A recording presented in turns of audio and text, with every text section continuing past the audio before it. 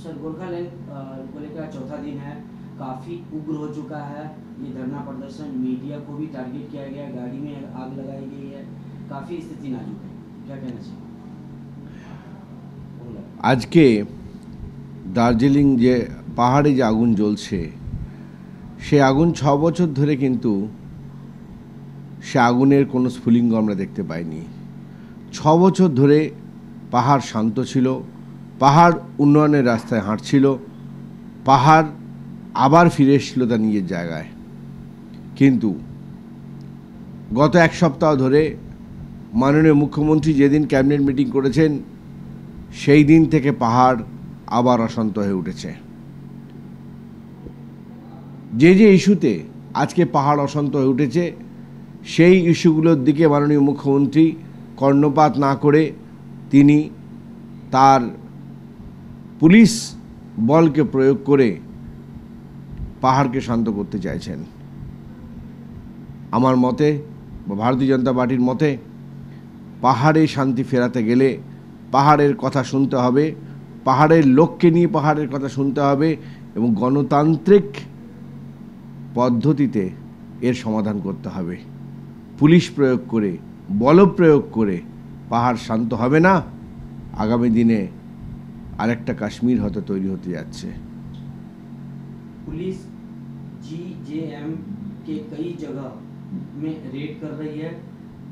GJM का आरोप है कि ममता बनर्जी पुलिस को का प्रेशर बनाकर दबाने की कोशिश कर रही है इस प्रदर्शन को, गोरखालैंड प्रदर्शन को। এই মমতা ব্যানার্জি বামফ্রন্ট আমলে বলতেন যে পুলিশ হচ্ছে সরকারের গুন্ডা, পুলিশ হচ্ছে সরকারের উর্দিপাড়া গুন্ডা। আর আজকে আমরা দার্জিলিংয়ে যা দেখতে পাচ্ছি, সেটা কিন্তু মমতা ব্যানার্জির কথাকেই মনে করে দিয়েছে। উনি পুলিশের বল প্রয়োগ করে গণতান্ত্রিক আন্দোলনকে দমন করতে চাইছেন। মনে হয় এই পদ্ধতিতে উনি আবার বাংলায় অশান্তি ফিরিয়ে আনছেন। তা না করে উনি সবাইকে নিয়ে বসে, সমস্ত বিরোধী দলকে নিয়ে বসে যদি গোর্খাল্যান্ড সম্বন্ধে আলোচনা করেন, দার্জিলিংয়ের সমস্যা নিয়ে আলোচনা করেন, পাহাড়ের সমস্যা নিয়ে আলোচনা করেন, তাতে কিন্তু ফল অনেক শান্ত হবে এবং দার্জিলিংও তার পূর্ব জায়গায় ফিরে আসবে আবার। ममता बनर्जी कहना है कि सभी राज्यों के किसानों को लोन माफी को लेकर, कर्ज माफी को लेकर के केंद्र सरकार सोचे। कहीं न कहीं नोटबंदी इसका मुख्य कारण है, इसलिए जिम्मेवारी भी केंद्र सरकार की बनती है। একটা অদ্ভুত প্রস্তাব মাননীয় মুখ্যমন্ত্রী মমতা ব্যানার্জি দিচ্ছেন। যখন কাউ স্লটার নিয়ে যখন আইন প্রণয়ন হয়, তখন উনি বলেন ডাইরেক্টিভ প্রিন্সিপালের কথা, তখন উনি বলেন ফেডারেল স্ট্রাকচারের কথা।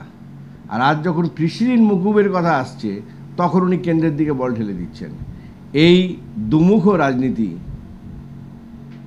এটাই হচ্ছে মমতা ব্যানার্জির বিশেষত্ব।